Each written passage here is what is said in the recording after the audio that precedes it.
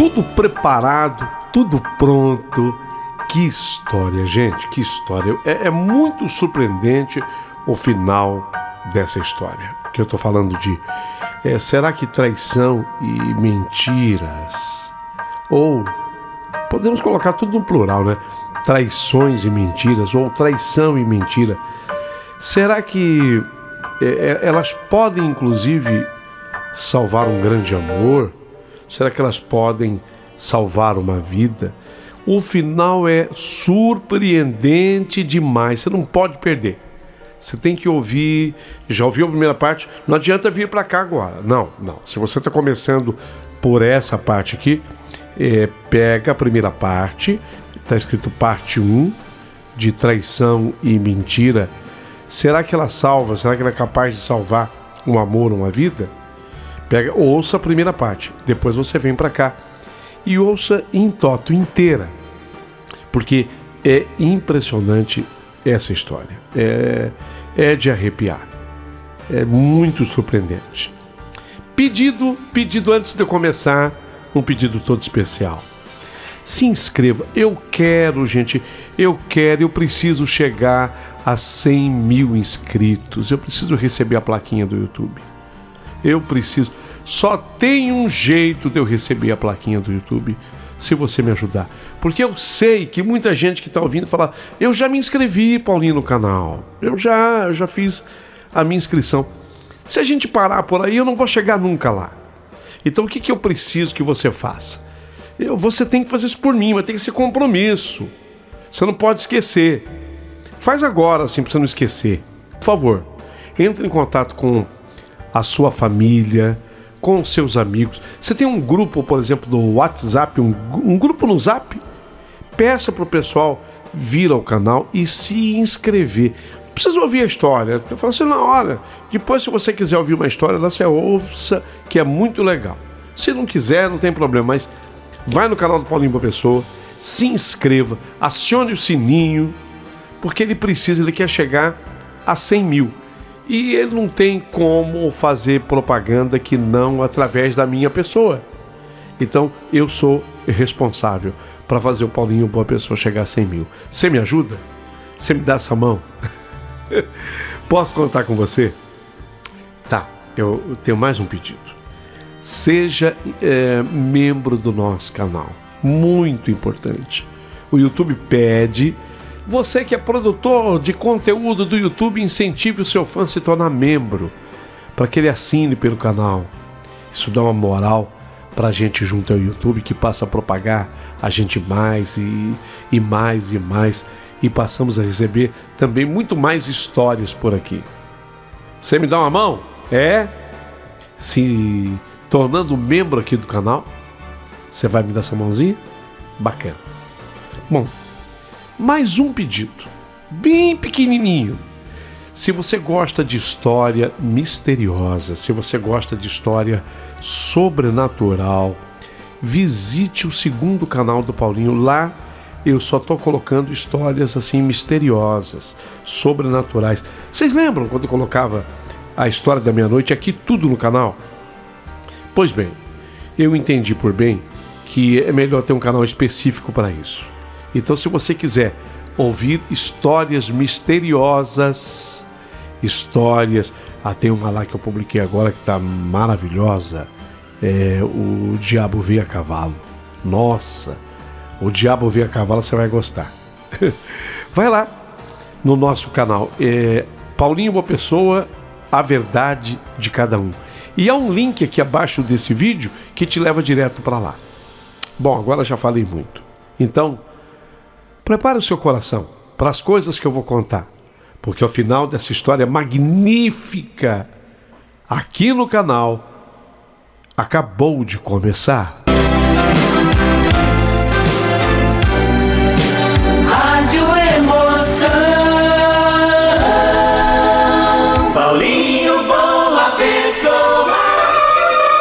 A Verdade de Cada Um.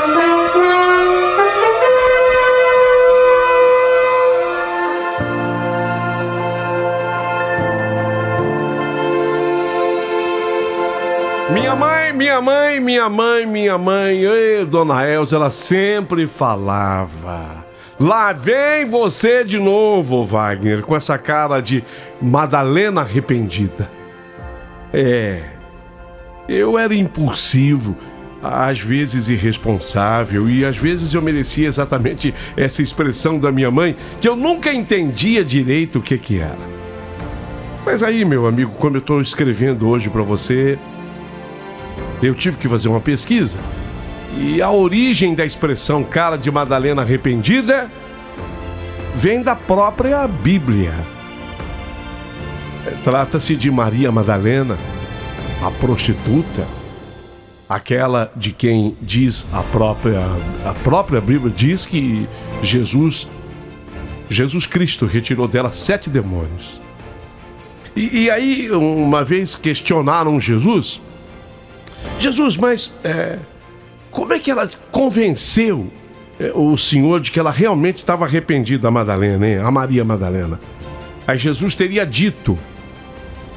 respondido, isso não está na Bíblia, mas Jesus teria dito, foi o jeito com o qual ela me olhou. A expressão dela, a cara, o rosto, a expressão que ela teve, a maneira dela olhar, a expressão dela me convenceu de que ela estava arrependida. E daí teria nascido essa expressão, quando alguém se arrepende realmente de algo: não me venha depois com cara de Madalena arrependida. Era a expressão usada pela minha mãe. Será que eu iria me arrepender de ter levado a Luana para BH, para Belo Horizonte? Vocês acompanharam na primeira parte da minha história, do meu relato. Então, quando eu cheguei com a Luana a Belo Horizonte, parecia que o mundo tinha dado uma nova chance para nós dois. Eu ainda carregava dentro de mim aquele orgulho ferido do macho. Isso existe, Paulinho.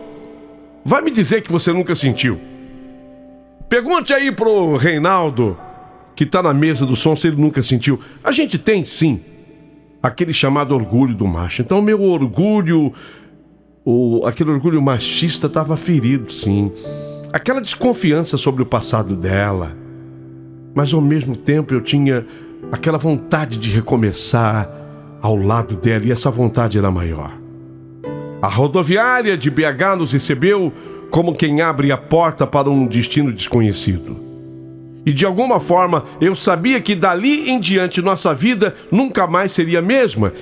E eu consegui um emprego rápido, até porque, na verdade, aquele trabalho ele já estava combinado, mas eu vou dizer que eu acabei tendo outros encaminhamentos. Graças ao contato que eu já tinha com aquele meu amigo da montagem de feiras, eu comecei a trabalhar na montagem de uma feira por lá, e depois eu caí numa outra feira, eu fui ficando em BH, até que me colocaram para fazer a montagem de uma feira que é muito tradicional em BH, chamada Feira dos Produtos Mineiros, uma das mais tradicionais da cidade. Era impressionante, as barracas cheias de queijos, doce de leite, café fresquinho, pão de queijo saído do forno. Era a Feira dos Produtos Mineiros, muito tradicional. E ali eu acabei conhecendo um dos expositores, um empresário que estava tentando ampliar os seus espaços, e encontrei um novo rumo para a minha vida. Comecei apenas como montador de estandes, carregando madeira, parafusando e levantando estruturas, mas meus olhos curiosos enxergavam um pouco mais. Notei quando aquele ambiente movimentava dinheiro, o quanto as pessoas valorizavam a tradição mineira, a culinária mineira. Você sabia, Paulinho, que vem gente do exterior para provar da comida mineira? Aqui fica como uma dica, porque eu sei que você é muito escutado em São Paulo, por exemplo, e eu acho que São Paulo tem até poucos restaurantes mineiros diante do que o povo gosta desse tipo de prato, de comida. As pessoas valorizam muito a tradição mineira. E tinha espaço para eu crescer. E aí eu comecei ajudando aquele empresário que começou a espalhar franquias. E aí eu fui ficando, aceitei o trabalho com ele. E não demorou muito para que eu me destacasse. E 3 anos depois eu já tinha a minha própria loja. Mas antes de todo esse progresso, havia uma preocupação que me tirava o sono. A Luana, vocês não esqueçam, ela estava de 6 meses grávida quando nós chegamos a BH. E eu, apesar de amá-la, eu não conseguia deixar de pensar no que aconteceria quando a criança nascesse. Não era preconceito de forma alguma. Era apenas medo.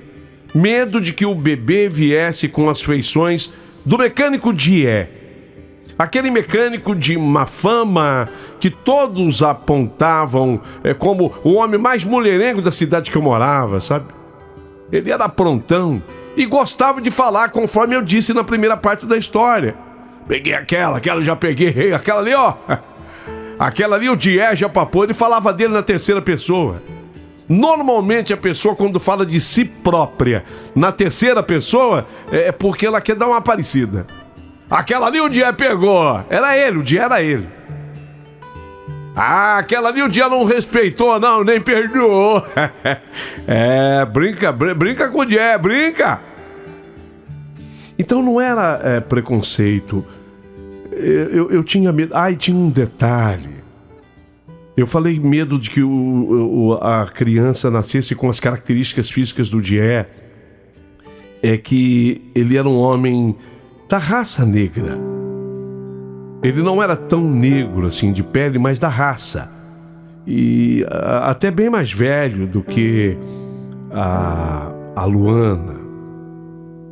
Se a Luana tinha 20 quando engravidou, ele já beirava os seus 40 anos, sabe?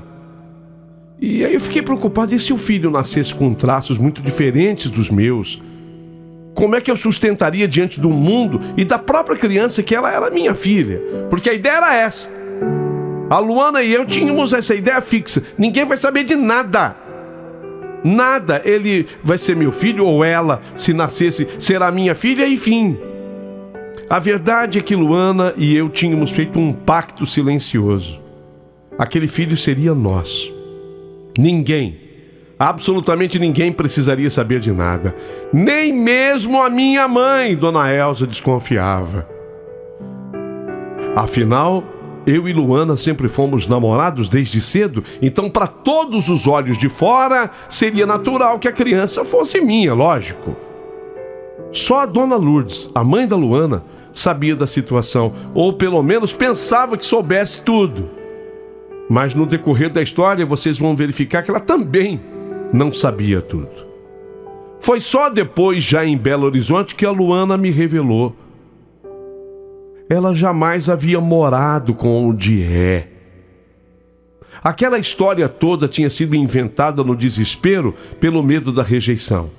Quando eu voltei para a cidade e Dona Lourdes me contou que a Luana estava com outro homem, morando com outro homem, tudo não passava de uma invenção bolada pela Luana. Luana nunca saiu da casa da mãe. Sempre esteve lá, mas na companhia da mãe, esperando por mim, mesmo com a barriga crescendo. E quando eu saí zangado da casa da Dona Lourdes, quando ela me revelou que eu topei com ela chegando, ela estava chegando justamente voltando da rua para a própria casa, e não da casa de nenhum outro homem. Aquilo me deixou muito nervoso quando ela revelou, mexeu comigo, quer dizer, era mais uma mentira dentro da história. Eu dei um nó na minha cabeça, mas eu precisava acreditar nela a partir de agora, senão não teríamos uma vida. E no fundo do meu coração já acreditava. O tempo passou, chegou o dia do parto. Eu estava ansioso, aflito, quase sem conseguir respirar direito, quando eu ouvi o primeiro choro do bebê. As minhas pernas tremeram. E quando a enfermeira colocou aquele menino nos meus braços, eu senti que tudo tinha valido a pena. Era um garoto.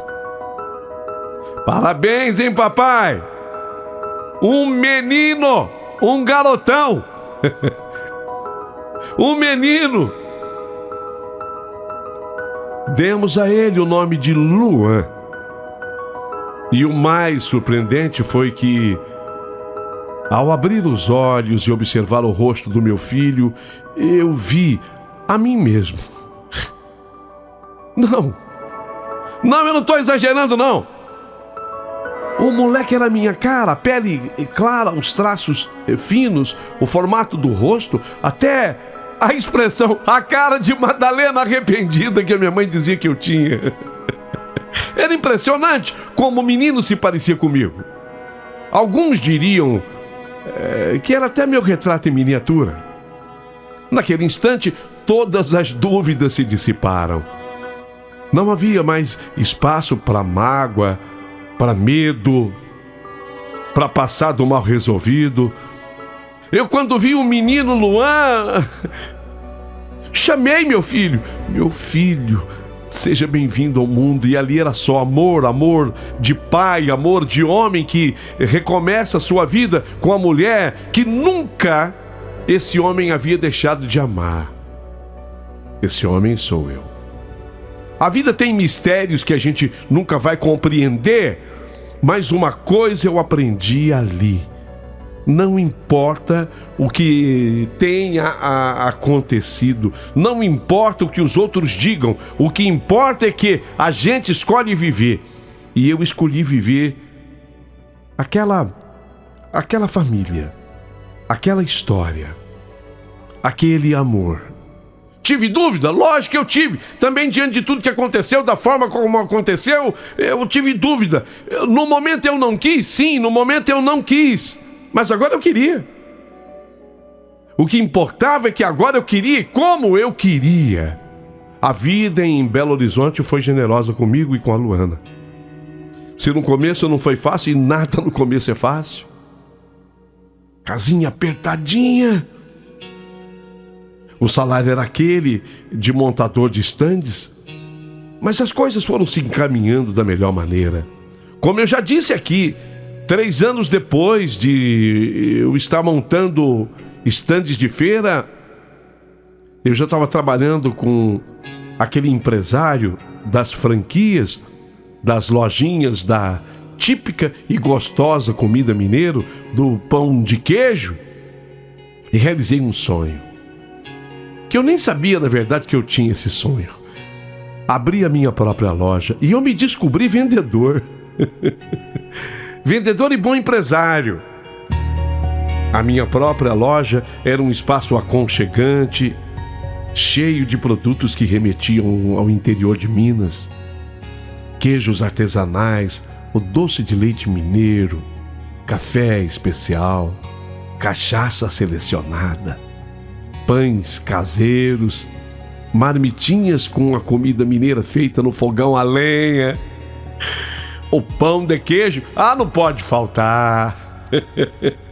E o movimento foi crescendo e com ele o nosso sustento também. Pela primeira vez eu podia olhar para a Luana e dizer: agora o trem pegou seu trilho, agora as coisas estão mais seguras. E no meio de tudo isso havia um menino, o Luan. Para mim, meu filho. E ele era a alegria da casa. Desde pequeno foi uma criança esperta, risonha, cheia de energia. Eu olhava para ele e sentia algo que não dá para explicar. Em palavras não dá para explicar. Talvez fosse gratidão. Talvez fosse orgulho. Ou as duas coisas juntas.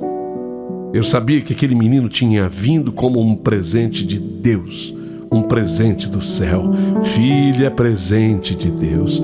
Um presente que me salvou de mim mesmo, que me deu rumo, que me fez amadurecer. Eu e Luana, com o tempo, começamos a sonhar em dar um irmãozinho para ele ou uma irmãzinha. Planejamos, tentamos, esperamos. Mas que coisa, ela não conseguia engravidar. E tentar a gente tentava quase todo dia. Você sabe como é que é, né, Paulinho? Comecinho de casamento, aquela coisa e tal. Os meses viraram anos e nada acontecia. E foi então que nós resolvemos procurar um médico. Fizemos todos os exames necessários. E o dia que eu peguei o resultado dos meus exames, eu nunca vou esquecer. O médico foi direto comigo. Wagner, por vias normais, você não tem condição hoje de engravidar uma mulher. A tua produção de espermatozoide é extremamente baixa. Então eu posso dizer que você é estéril. Na hora eu senti o chão sumir debaixo dos meus pés. Me deu um aperto no peito, um nó na garganta. Aí o médico até perguntou: você deve ter tido um problema depois que o seu filho nasceu, porque você tem um filho. Tem sim, senhor. O Luan. Então o teu problema veio daí. Eu sabia que normalmente os médicos são muito discretos e eles acabam silenciando muito segredo. Aquilo não ia sair daquela sala. Mas era um tipo de questão que eu só podia mesmo discutir com uma pessoa. A minha mulher. Só com ela. Só que aí tudo fez sentido na volta do médico para casa. E eu estava dentro do meu carro, o meu Fiat. Todo mineiro acaba tendo um. Então eu estava voltando assim para casa. Então eu fiquei pensando: meu Deus, o Luan realmente era um presente de Deus. Um presente que Deus havia me dado. Um único filho que veio ao mundo contra todas as probabilidades. E mais, veio parecido comigo. Mas como isso é possível? Veio parecido comigo, assim, com os meus traços. Veio com a minha cara, como se a vida quisesse me mostrar que ele era meu de verdade, parecia comigo, independente de qualquer explicação médica. Ele não era meu filho. E isso eu já sabia, e vocês também. E mais do que nunca agora não era, diante do problema que eu tinha. Voltei para casa, sentei com a Luana e contei nos detalhes tudo para ela. A Luana, ao ouvir, chorou nos meus braços, mas não de tristeza, não. Ela chorou de gratidão. Ela disse que Deus tinha nos dado aquilo que importava, uma família. Deus nos deu uma família. Ela chorava de alegria. E que mesmo que não tivéssemos mais filhos, já éramos completos. Eu abracei os dois, ela e Luan, e senti dentro de mim uma certeza que nunca se apagou. Aquele menino não era apenas o meu filho, ele era o milagre da minha vida. Eu e Luan sempre tivemos uma ligação estreita demais, que eu só posso chamar de coisa de Deus mesmo, ligação divina. Era como se Deus tivesse colocado aquele menino no meu colo para me mostrar que o verdadeiro amor não depende de sangue, mas de entrega, de cuidado e de presença. Luan cresceu colado a mim, sempre curioso, sempre inteligente, sempre com aquele olhar que parecia enxergar além da própria idade. E eu me sentia abençoado por cada gesto dele. Com o tempo, eu e Luana decidimos cortar praticamente todas as ligações com a nossa cidade natal. Sim, havia algo que nos incomodava em cada lembrança de lá, como se fosse um peso que nós não queríamos carregar. O contato com aquela cidade despertava receios em nós dois. Luana não dizia, mas eu sabia que no fundo ela também temia qualquer possibilidade de reencontro com o mecânico. Sei lá, ele nunca reclamou, ele nunca procurou, ele nunca telefonou, ele nunca quis saber se se ele tinha um filho. E até ali a história que eu conhecia, a história que eu sabia e que me fora contada exatamente por ela, a Luana, é que ele sabia. Ela chegou a dizer no momento que ela até morou na casa dele. Então eu carregava esse medo também de forma muito mais viva. Eu pensava, e se um dia o Dié descobrir que ele tem um filho tão lindo, tão esperto como o Luan, será que ele não tentaria se aproximar? Será que não causaria alguma confusão em nossa vida? Esse temor me acompanhava como sombra, ainda que eu nunca tivesse visto nenhum sinal de que ele buscava saber de Luana se ela havia tido o bebê. Se ela menino, nenhum tipo de interesse, nada. Tudo bem que ele tinha má fama, mulherengo.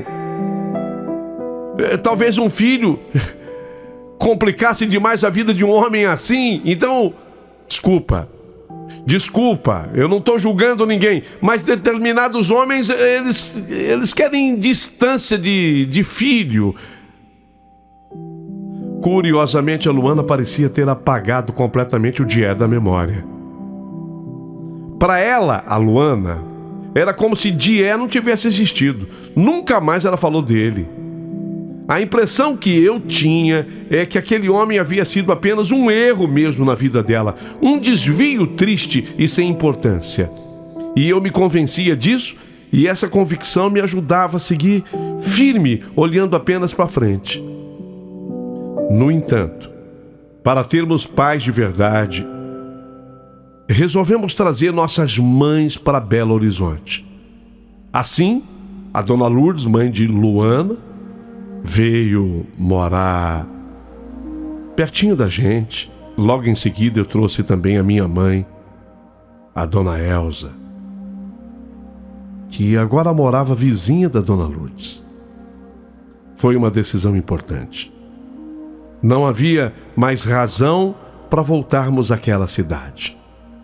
Ali, perto de nós, nossas mães podiam nos dar apoio e nós oferecíamos o cuidado que elas mereciam na fase da vida em que estavam.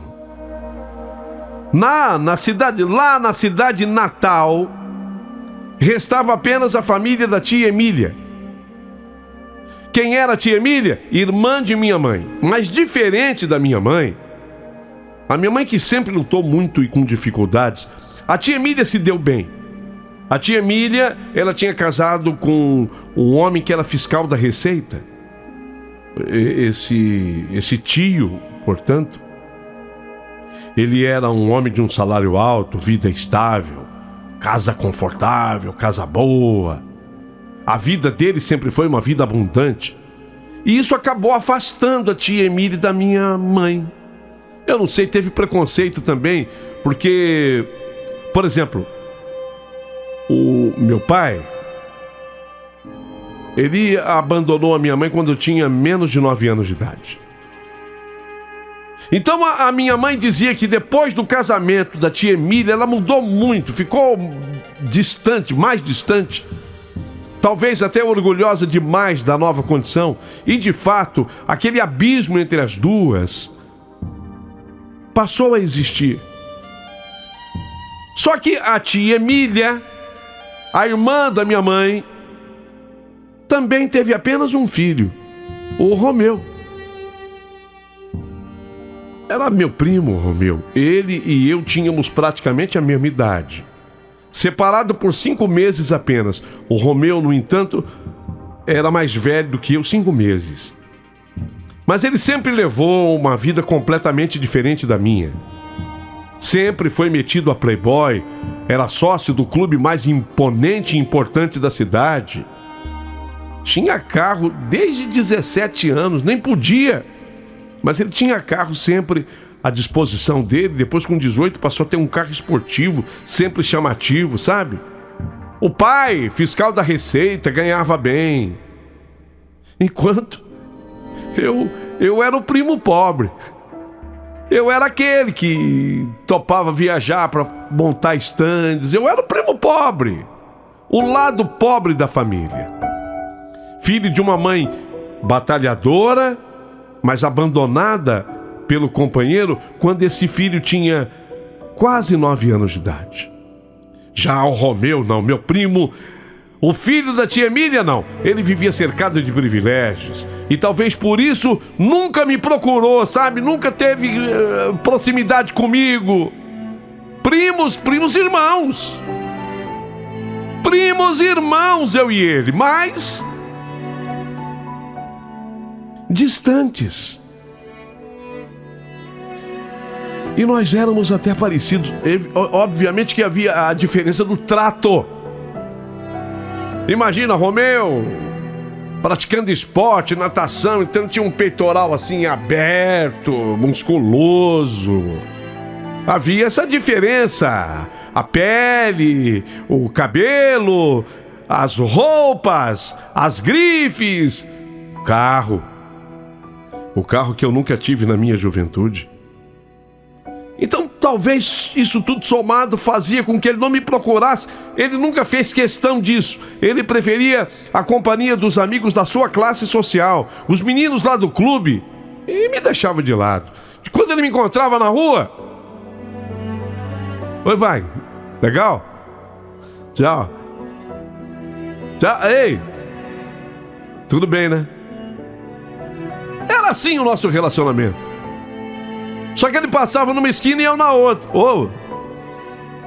Às vezes até de carro. Ele dava uma buzinadinha.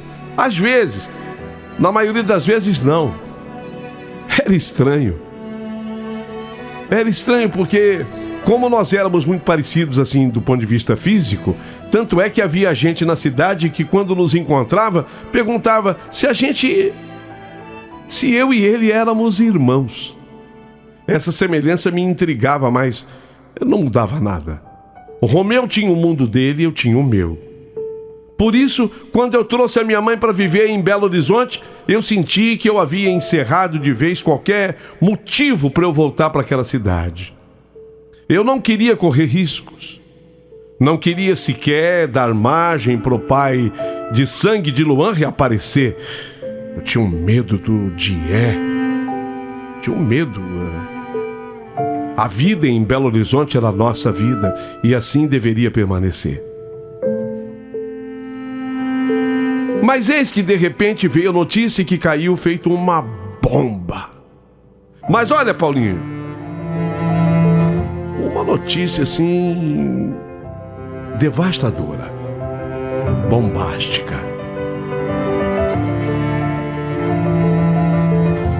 Romeu, o meu primo Romeu, o filho da tia Emília,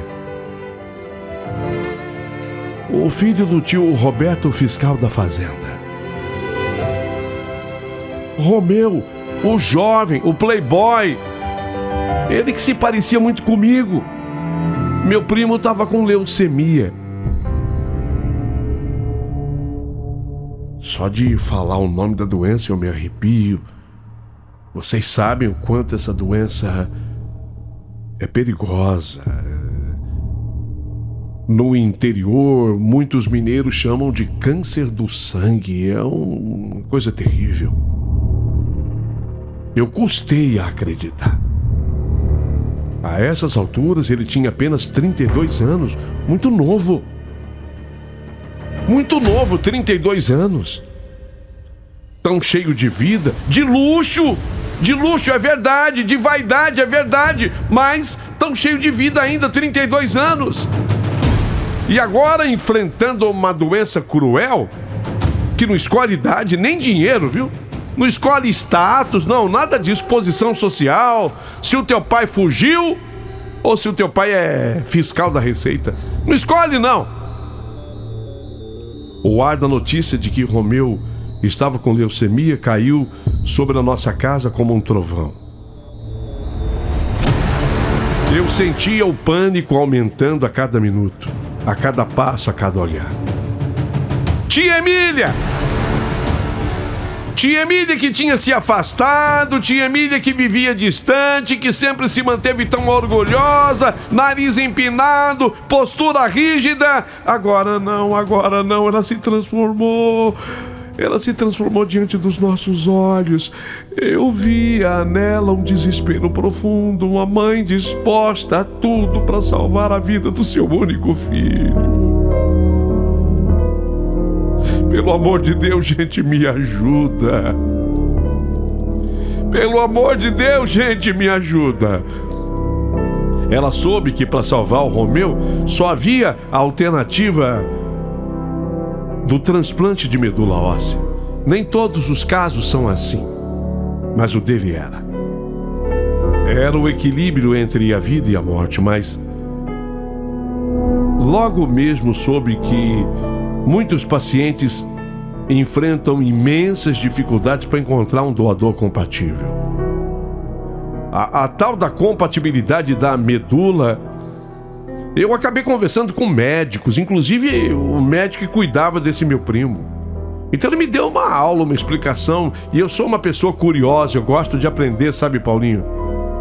O médico falava que a compatibilidade de medula exige uma combinação exata entre os tais marcadores genéticos. A HLA é muito rara. Segundo estudos, mais de 60% dos pacientes não encontram um doador em sua própria família. Você tem uma ideia do como é raro encontrar um doador. Às vezes a pessoa pensa assim, mas medula é uma coisa mais fácil. Não, engano, eu também achava isso. A chance de alguém fora ser compatível numa população grande gira em torno de uma pessoa para cada 100 mil pessoas. Pra você ter uma ideia. É loteria. É loteria. É como você comprar um número numa rifa onde tem 100 mil números. Aí você avalia a tua chance de ganhar. No Brasil, ainda há uma outra barreira. A diversidade genética do país. Pessoas com ascendência africana têm menos chance de encontrar uma correspondência para a medula, sabia? Por causa da variedade genética, exatamente do tal do HLA. Esse HLA ele precisa bater perfeitamente para que o corpo aceite a medula sem rejeição. É difícil. Não é uma coisa simples. Então os negros eles passam a ter mais problemas com relação a isso. Quer dizer, até isso, né? A tia Emília, antes imponente, agora desceu humildemente ao nosso encontro.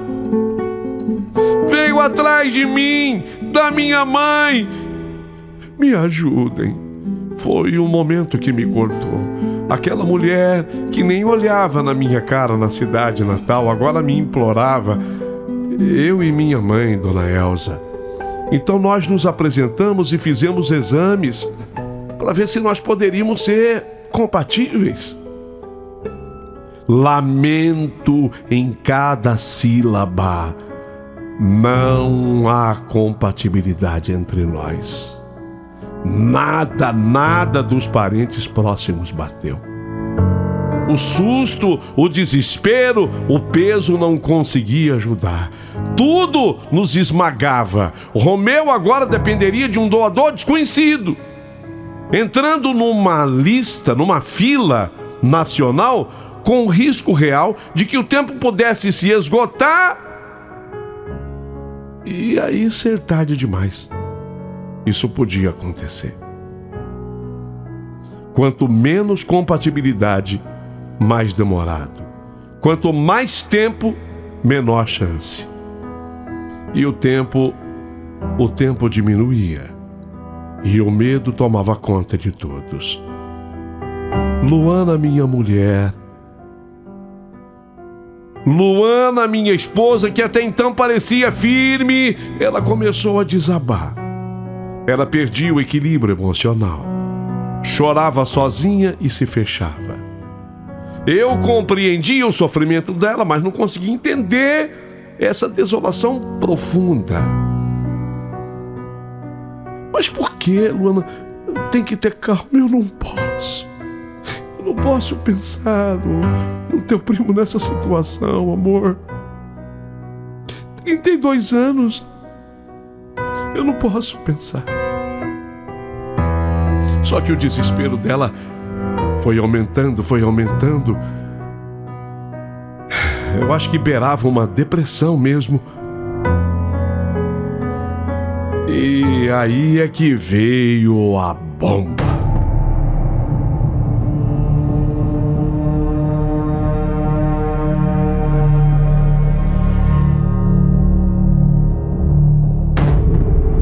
Wagner, eu vou enlouquecer se eu não te falar. Eu posso cometer até uma bobagem, uma besteira se eu não te falar. O quê? O que que você tem pra me falar de tão importante assim? Wagner, o Luan não é filho do Dié, nem nunca foi. O que você tá falando? As palavras dela já atravessaram meu peito só com essa revelação. Mas se as palavras atravessaram meu peito só com essa revelação, na outra revelação, ela me implodiu. Você já viu um homem implodir? Eu inventei essa história do Dié por medo. Dié, ele tinha essa fama do homem mais mulherengo da cidade. A sua fama era conhecida. Eu saí sim uma única vez com ele, mas eu explico o porquê. Porque enquanto você estava fora, pra me vingar de você, eu saí com o seu primo Romeu. Eu saí com o Romeu. Pra me vingar, pra te punir.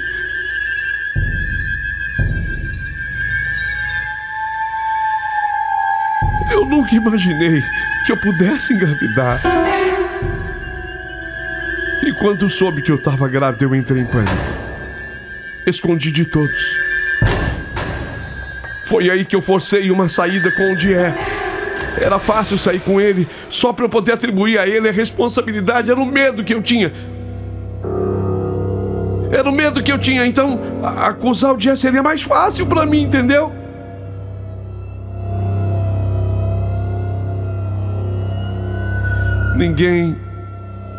Ninguém sabia de Romeu. Nem mesmo a mãe dela. E nem o Romeu. E nem ele sequer desconfiava.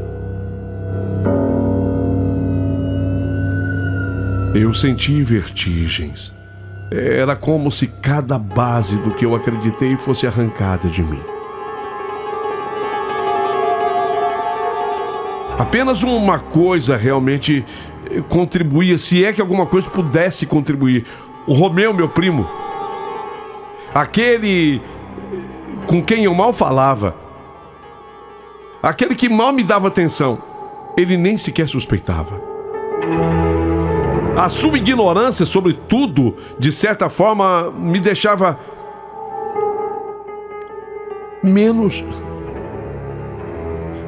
dolorido, se bem que dimensionar essa dor era impossível.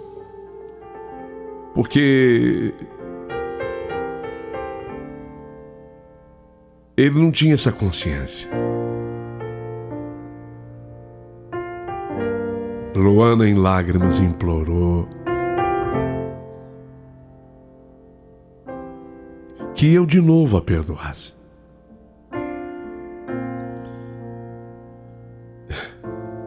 Eu ouvia cada palavra com a garganta seca e apertada. E então, numa reviravolta que eu nunca esperava, a salvação entrou no palco. Eu precisava te falar. Porque eu morreria se eu não te falasse. E se a gente levar o Luan para fazer uns exames de compatibilidade com ele?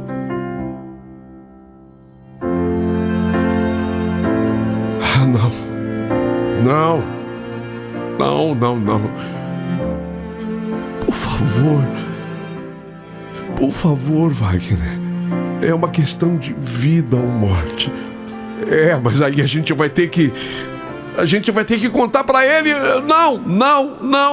Ele é meu filho, não é meu filho. Não podemos fazer isso, não. Wagner, não precisamos contar absolutamente nada. Nada. O Luan é teu filho. E, portanto, ele é primo em segundo grau do Romeu. A gente, pelo menos por desencargo de consciência, faz os testes. Se ele não for compatível, tal qual você não foi, pelo menos a nossa consciência vai ficar em paz. Não, ele vai... Eu não queria isso. Por favor.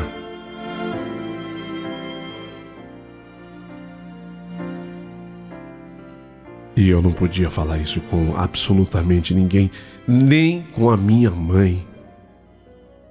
E nem com a dona Lourdes, porque sequer a mãe dela sabia. A história para a mãe dela era o Dié, era a única que sabia, do Dié. Para os outros, todos os outros, o Luan sempre foi o meu filho.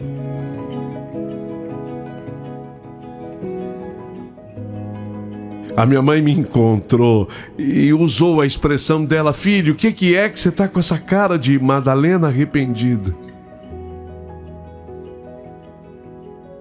Dessa vez não teve riso, porque eu sabia que o assunto era muito sério. E eu também não podia tratar esse assunto com a minha mãe.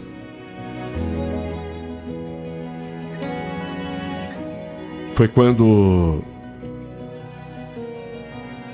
10 dias depois, eu me convenci, sabe? Foi um sonho diferente. Não sonhei com o Luan. Eu sonhei assim com um beija-flor que invadia. Sonhei que entrou assim um beija-flor, sabe? No meu quarto, e havia uma flor que estava morta dentro do meu quarto. Aí veio aquele beija-flor, e quando o beija-flor beijou aquela flor, ela se abriu de novo, ela ganhou vida. Esse sonho mexeu tanto comigo. Luana, vamos levar o Luan para fazer o teste. Ela me abraçou, me agradeceu. Mas diante das dificuldades de compatibilidade, eu tinha certeza absoluta de que a notícia seria não. Como foi para mim, como foi para minha mãe. Mas vai entender os desígnios de Deus. Luan era compatível ao Romeu. Ele era compatível. Os médicos explicaram que, embora fosse raro, uma criança doadora compatível podia sim fazer o transplante, desde que houvesse uma autorização judicial por tratar-se de menor de idade.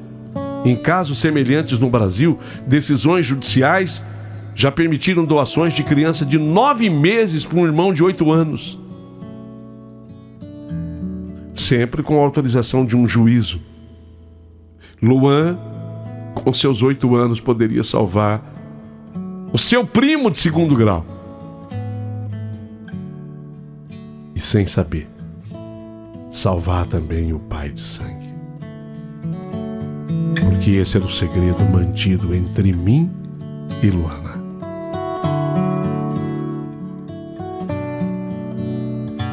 No dia da cirurgia, o coração disparava em meu peito, a sala de espera era fria, cheia de prantos e orações. Quando fizeram o transplante, o médico disse que a cirurgia havia sido bem sucedida. Dias precisavam ser aguardados, porque medula é como semente. Você planta, e aí você fica esperando que pegue, que ela brote. É mais ou menos isso. Eu usei essas expressões para que as pessoas possam entender. E a medula pegou. A medula pegou. E Romeu reagiu. E o Luan, meu filho, foi herói de uma vida. Eu fiquei ali segurando a mão de Luana, assistindo meu filho me dar o presente mais precioso, a salvação. Sem imaginar que por baixo de tudo estávamos ligados por um segredo que só eu e Luana guardávamos. Só eu e ela. Então, por óbvio, eu peço desculpas por ter alterado, Paulinho, se bem que você já sabia, quando eu mandei o meu e-mail. Alterei todos os nomes. Alterei as cidades. Menos Belo Horizonte. Para que eu pudesse contar essa história por inteiro. Da forma tal qual aconteceu. A minha tia, a tia Emília, não sabe o que faz para agradecer a minha pessoa, a pessoa da Luana e o Luan, nosso filho. Ela não sabe o que faz para agradecer. E ela faz de tudo, junto com o tio Roberto e o próprio Romeu, faz de tudo pelo meu filho, que estuda hoje nas melhores escolas e que, com a bênção de Deus, terá um futuro de sucesso garantido pela frente. Ela nem imagina. Quer dizer, ninguém imagina. Ela nem imagina que ela está cuidando do próprio de sangue. Ela cuida do próprio neto.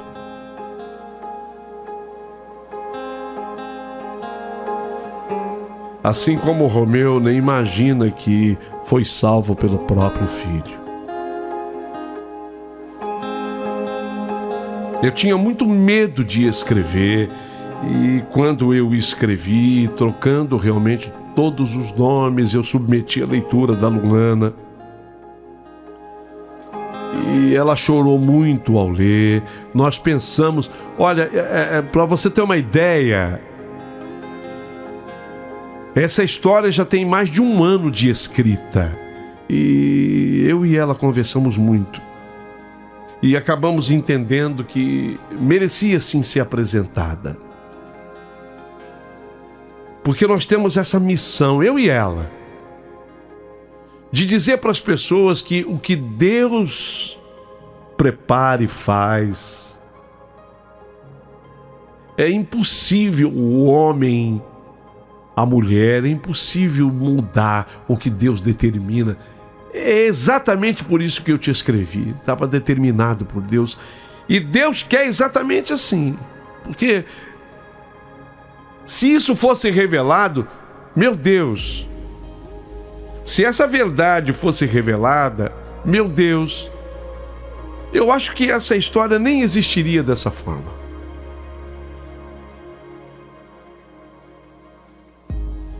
E hoje eu posso te dizer que somos felizes. Sim, felizes. Não foi da noite para o dia, não foi de uma hora para outra, porque a felicidade também é uma conquista. Também é uma conquista.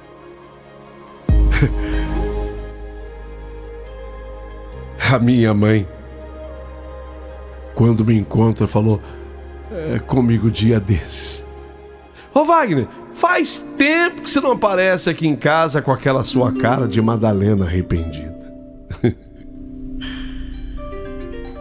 Eu disse para ela, sabedor da origem da expressão, é que tal qual a Madalena da Bíblia, mãe, eu acabei de verdade sendo perdoado por Jesus. De verdade. Ah, filho, mas também você nunca cometeu nenhum pecado importante. Mãe, a gente nunca sabe. Mas o importante foi que Jesus entendeu a minha expressão e o porquê de eu ter cometido determinadas faltas. Porque faltas a gente sempre as comete, mãe. Sempre. Filho, você tem razão. Minha cara de Madalena arrependida.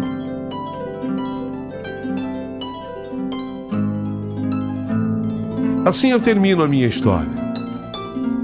Gostaria sim de, a partir de agora, que as pessoas se manifestassem, mas tivessem muito cuidado. Agora que é um pedido do Paulinho, ela termina a carta aqui, eu só queria pedir a vocês que tenham o máximo de respeito com essas pessoas nos comentários, por favor. Por favor. Eu sei que às vezes essa coisa da espontaneidade, aquela vontade a gente tem de rasgar o verbo. Eu estou pedindo, por favor, o rasgar o verbo aqui, ainda que alguém tenha esse desejo, se contenha, sabe? Que envolve essa gente assim que é muito especial. Ficarei aguardando, Paulinho, os comentários de todos vocês. Qualquer dia, quem sabe, a gente se encontra, nem que seja para tomar um café com leite e comer um pão de queijo. Valeu, Wagner. Até lá.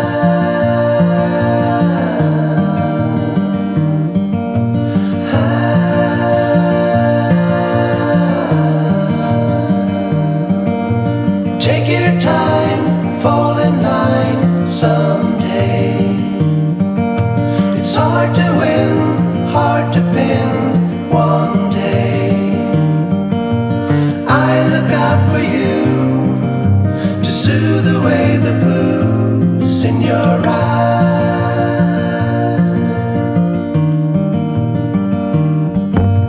Take a stand, move your hand someday. Skies one day. I look out for you to soothe away the blues in your eyes. Paulinho do céu, que carta extraordinária, meu Deus do céu. Essa carta dá para fazer uma novela, um filme, um seriado. Gente, foi maravilhosa, olha, me surpreendeu. Aliás, Paulinho, as suas cartas são fabulosas. Você encarna para pessoas. Você é maravilhoso. Você não é 10, você é 1000. Adorei. Beijo, Cristina do Carvalho. Esses são os caminhos de Deus, Paulinho. Deus sabe como vem. Deus sabe a que veio. História fantástica, maravilhosa. Take your time, fall in line someday. It's hard to win.